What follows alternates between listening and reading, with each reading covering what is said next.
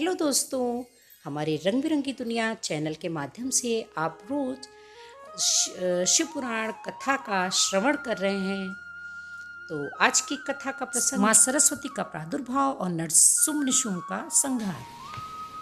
देवी के द्वारा सेना और सेनापतियों द्वारा निशुम्भ और शुम्भ का संहार।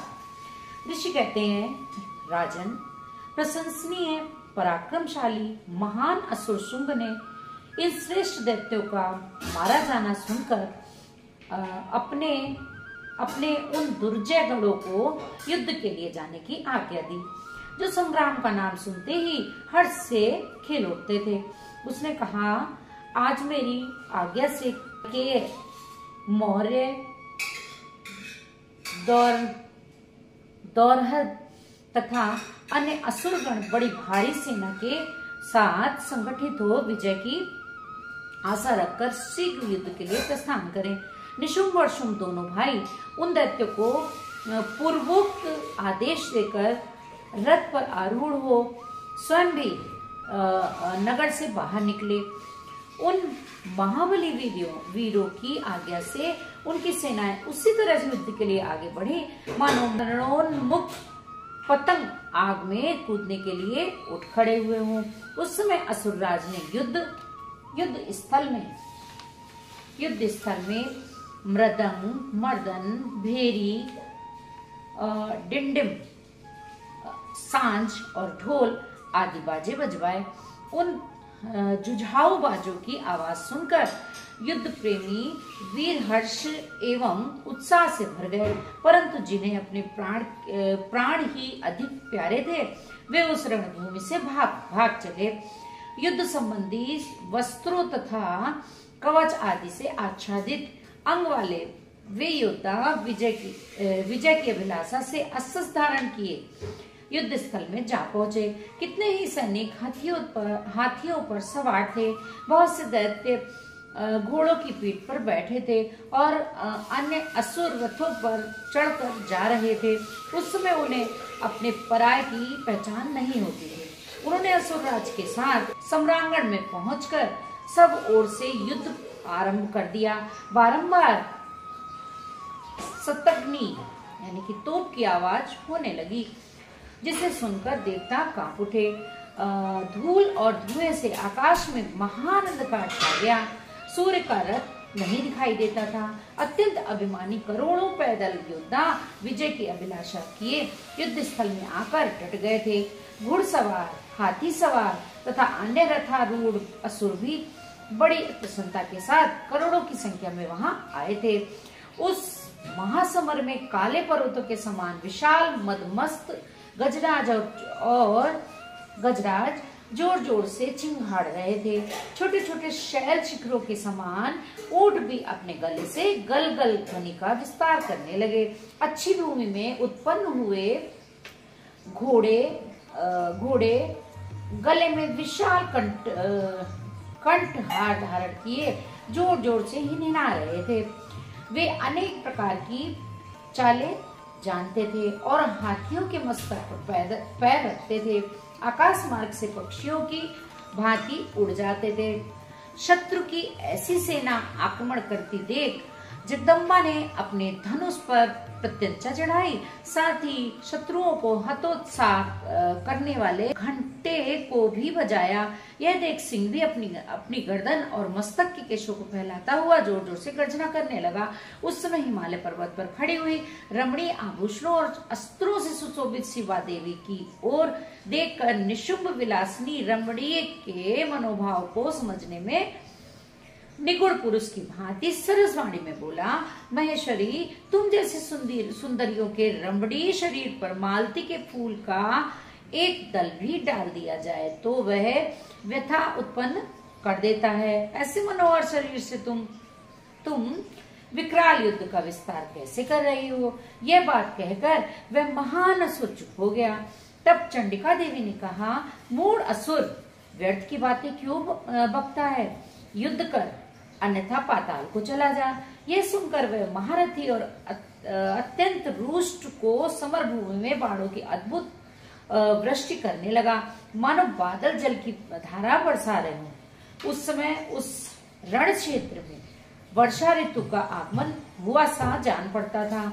मद से उद्दत हुआ वह असुर तीखे बाण, शूल, फरसे, बिंदीपाल, परिघ, धनुष, भुशुंडी, प्रास, छुरप्र तथा बड़ी बड़ी तलवारों से युद्ध करने लगा।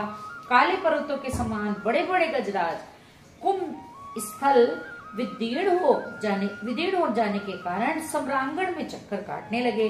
उनकी पीठ पर फहराती हुई शुंभ निशुंभ की पताकाएं जो उड़ती हुई बलाकाओं यानी कि बगलों की पंक्तियों के समान श्वेत दिखाई देती थी, अपने स्थान से खंडित होकर नीचे गिरने लगी। छत्विक्षत शरीर वाले दैत्य शरीर पर गिरकर उंगलियों के समान तड़प रहे थे। गर्दन कट जाने के कारण घोड़ों के समूह बड़े भयंकर दिखाई देते थे।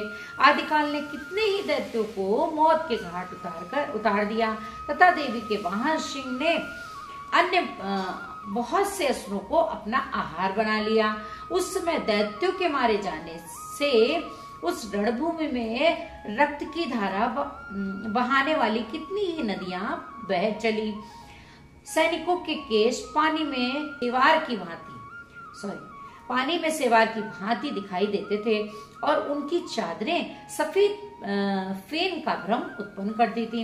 इस तरह घोर युद्ध होने तथा राक्षसों का महान संहार होने के पश्चात देवी अंबिका ने विष में बुझे हुए तीखे बाणों द्वारा निशुंभ को मारकर धराशायी कर दिया। अपने असीम शक्तिशाली छोटे भाई के मारे जाने पर शुंभ रोष से भर गया। रथ पर बैठकर 8 भुजाओं से युक्त हो महेश्वर प्रिया अंबिका के पास गया। उसने जोर जोर से शंख बजाया और शत्रुओं का दमन करने वाले धनुष की दूसरे टंकार ध्वनि की तथा देवी का सिंह भी अपने आयालों को हिलाता हुआ दहाड़ने लगा। इन 3 प्रकार की ध्वनियों से आकाश मंडल गूंज उठा। तदंतर जगदम्बा ने अट्टहास किया जिससे समस्त असुर संत्रस्त हो उठे। जब देवी ने शुंभ से कहा कि तुम युद्ध में स्थिरता पूर्वक खड़े रहो, तब देवता बोल उठे, जय हो जगदम्बा की जय हो।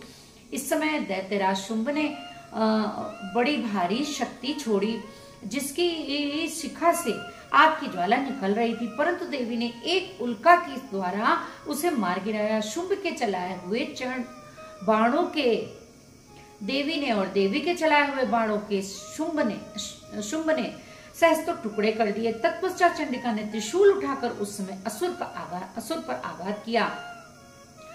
त्रिशूल की चोट से मूर्छित हो वह इंद्र के द्वारा पंख काट दिए जाने पर गिरने वाले पर्वत की भांति आकाश, पृथ्वी तथा समुद्र को कंपित करता हुआ धरती पर गिर पड़ा। तदंतर शूल के आघात से होने वाली व्यथा को सहकर उस महाबली असुर ने 10,000 बाहें धारण कर ली और देवताओं का भी नाश करने के समर्थ चक्रों द्वारा सिंह सहित महेश्वरी शिवा पर आघात करना आरंभ किया। उसके चलाए हुए चक्र को खेल खेल में ही विदीर्ण करके देवी ने त्रिशूल उठाया और उस असुर पर घातक प्रहार किया। शिवा के लोक पावन पाणी पंकज से मृत्यु को प्राप्त होकर वे दोनों असुर परम पद के भागी हुए। उस महापराक्रमी निशुंभ और भयानक बलशाली शुंभ के मारे जाने पर समस्त दैत्य पाताल में घुस गए। अन्य बहुत से असुरों को काली और सिंह आदि ने खा लिया तथा शेष दैत्य भय से व्याकुल हो 10 दिशाओं में भाग गए। नदियों का जल स्वच्छ हो गया, वे ठीक मार्ग से बहने लगे। मंद मंद वायु बहने लगी जिसका स्पर्श सुखद प्रतीत होता था। आकाश निर्मल हो गया। देवताओं और महर्षियों ने फिर यज्ञादि आरंभ कर दिए। इंद्र आदि सब देवता सुखी हो गए।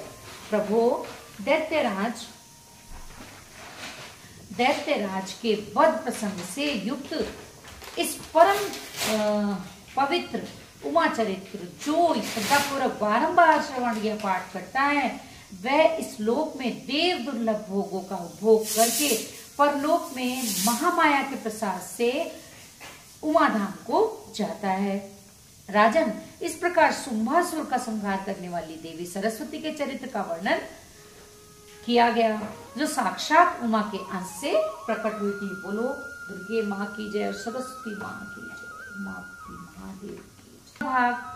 देवताओं का गर्व दूर करने के लिए तेजः पुंज रूपिणी उमा का प्रादुर्भाव कैसे हुआ? अगर आप लोग को महाफलदायी शिव पुराण कथा की वीडियोस पसंद आ रही हैं तो प्लीज़ कमेंट्स बॉक्स में लिखिएगा, और चैनल में अगर फर्स्ट टाइम विजिट कर रहे हैं तो चैनल को विद बेल आइकन सब्सक्राइब कर दीजिएगा। Thanks for watching. जय भोलेनाथ।